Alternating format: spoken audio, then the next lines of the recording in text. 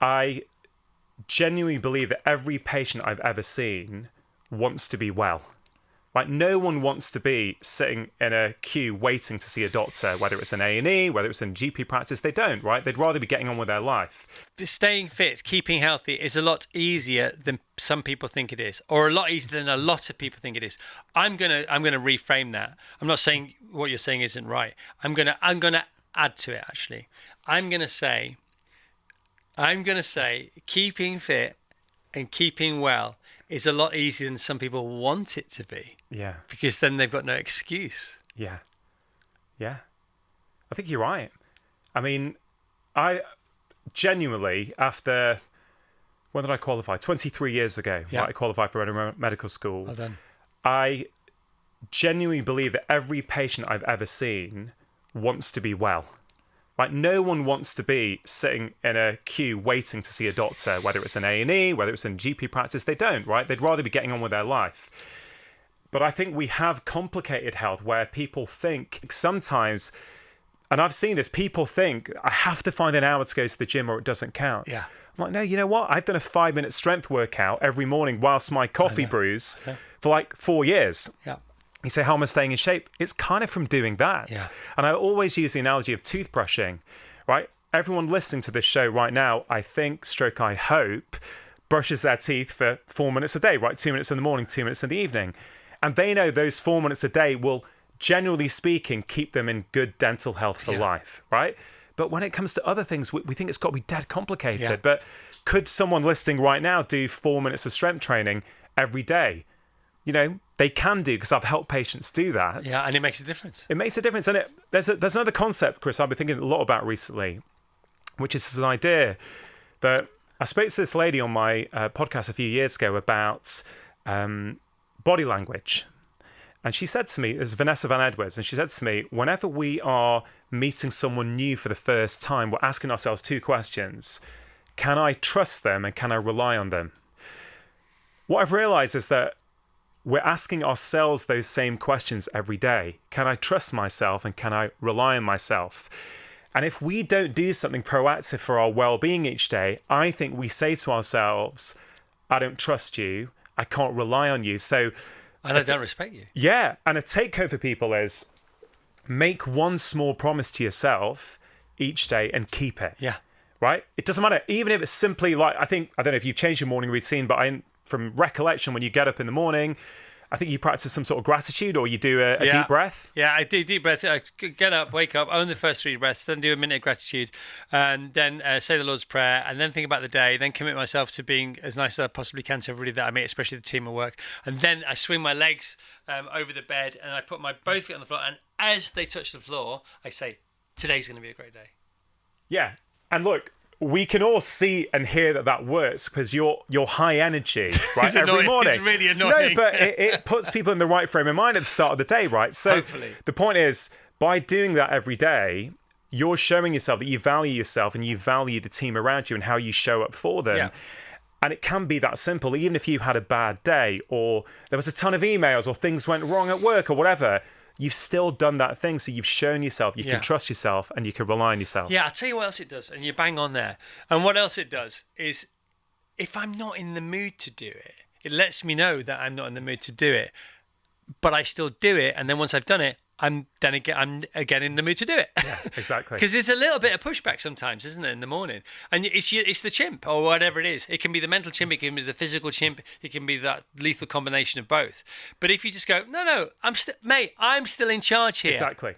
And that speaks to, one of the key rules of behavior change, which is you've got to make it easy, right? If you want something to stick in the long term, the reason we brush our teeth each day for 2 minutes, let's say in the morning, it's because it's easy. If it was 10 minutes, we may not do it. But 2 minutes, we can't really justify we don't have the time, right? So if someone is listening and they're struggling in their life and they don't know where to start, pick one thing that you've heard you talk about, or me, or any of your previous guests on this show, right?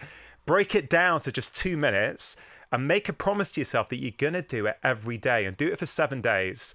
And I guarantee you will feel differently about yourself, your self-esteem, your self-respect.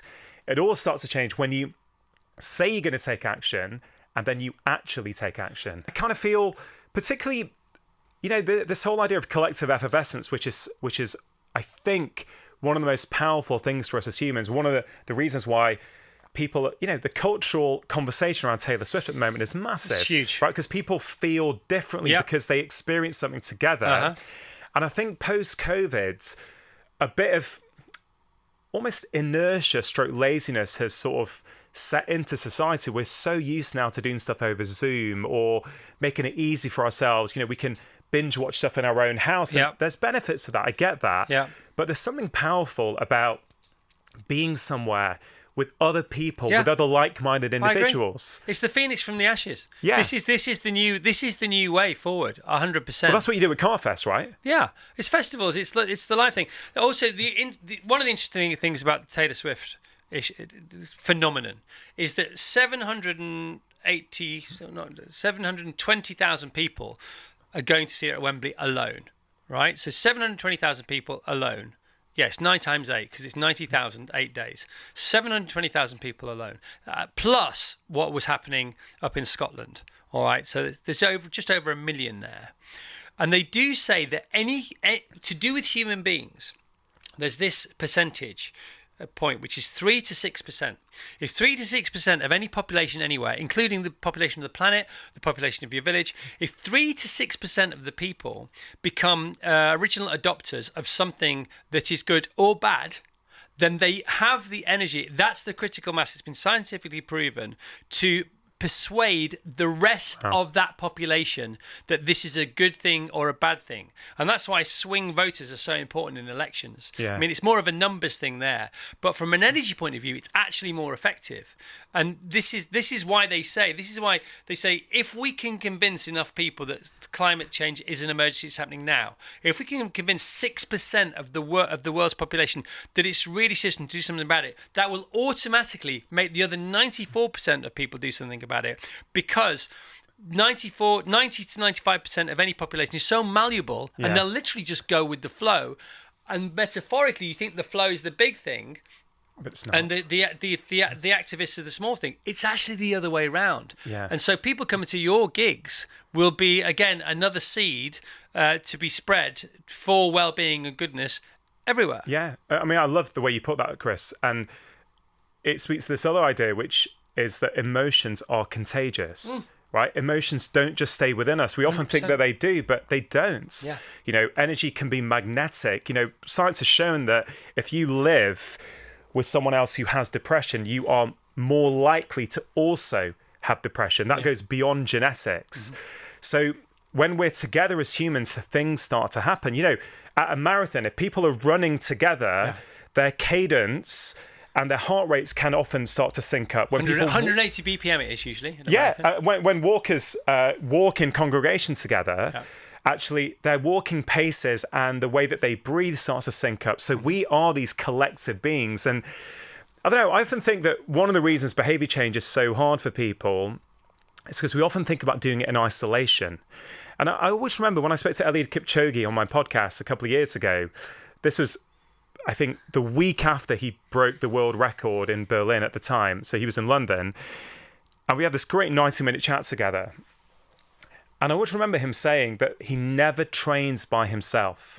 They just don't do it in Kenya. He says, we train as a group, which means if I'm not showing up or I'm feeling a bit tired one morning, someone's going to be on the phone to me saying, hey, Eliud, what's going on? Why aren't you at training? And I said to him, you go around the world, Eliud, and you talk to people about running all around the world. Do you see a difference in, let's say, Western countries like the UK and America? And he goes, yeah, in these countries, we often train by ourselves, right? We're stressed out with work, so we need a bit of space for ourselves to go and run the day off, run our stresses off. But culturally, they don't do that there. They do it together. And I found that really, really interesting. Yeah, I mean, on a Wednesday on Venice Beach, when we stay in America for those 4 weeks, there's the Wednesday night running club, and everybody meets up in a car park. And I'd never really done that before. And you don't have to say you're going to turn up, and it starts with 10 people, 20 people. There's usually about 1,500 people, and they all set off and they run for this 5-mile course. And it was right up there with the London Marathon for joy for me. I'd never experienced a joy like that. I mean, you're in charge of a running club, aren't you, Vassos? Yeah. So you live in this place we're talking about. It makes such a difference. People who start training on their own and then they turn turn up on a Tuesday night, and sometimes they're a bit, am I all right to join a running club? I'm a bit anti-club, to be honest. Yeah, but suddenly we're all running together, and it doesn't matter what pace, but we're doing it together, and you come back, and there's that much more joy than if you'd just gone out for 5k or 10k on your own. That's the magic of parkrun, isn't it? Yeah, Yeah, exactly. parkrun is That's magnificent. Because it is that collective energy.